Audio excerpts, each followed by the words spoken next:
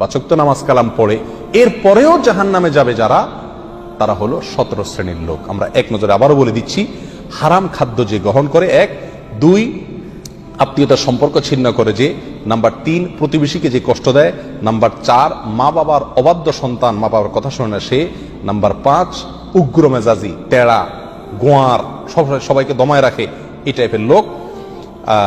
Number 6 অধীনস্থদেরকে, প্রজাদেরকে, যে সমস্ত শাসকেরা, যে সমস্ত রাজারা, যে সমস্ত রাষ্ট্রপ্রধানেরা, সরকার প্রধানেরা বা যে যে লেভেলে আছে সে তার প্রজাদেরকে ধোঁকা দেয় যে তারা।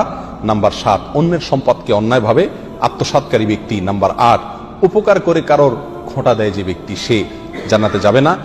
নাম্বার 9 চগলখোর ব্যক্তি জান্নাতে যাবে না, মানুষের পিছনে কথা লাগায় বেড়ায় একজনের আরেকজনের কাছে।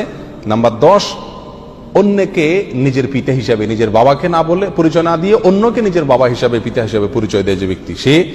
নাম্বার 11 গর্ব এবং অহংকার করে যে ব্যক্তি, যার মনের ভিতরে অহংকার আছে, সেই জান্নাতে প্রবেশ করবে না। নাম্বার 12 রাসূলুল্লাহ সাল্লাল্লাহু আলাইহি সাল্লামকে যে ব্যক্তি ফলো করে না, তার নির্দেশকে মান্য করে না, সেই ব্যক্তি।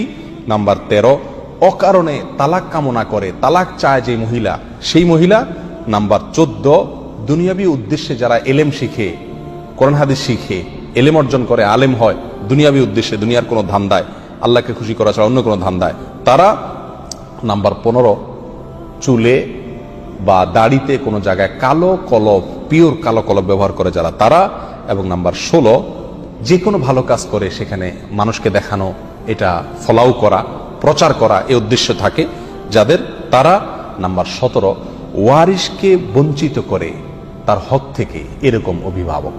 এই শ্রেণীর লোকেরা মুসলমান হয়েও জান্নাতি হতে পারবে না। আল্লাহ তাআলা আমাদের সবাইকে এই দুর্ভাগাদের তালিকা থেকে আমাদের নামগুলোকে বের করে আনার তৌফিক দান করুন।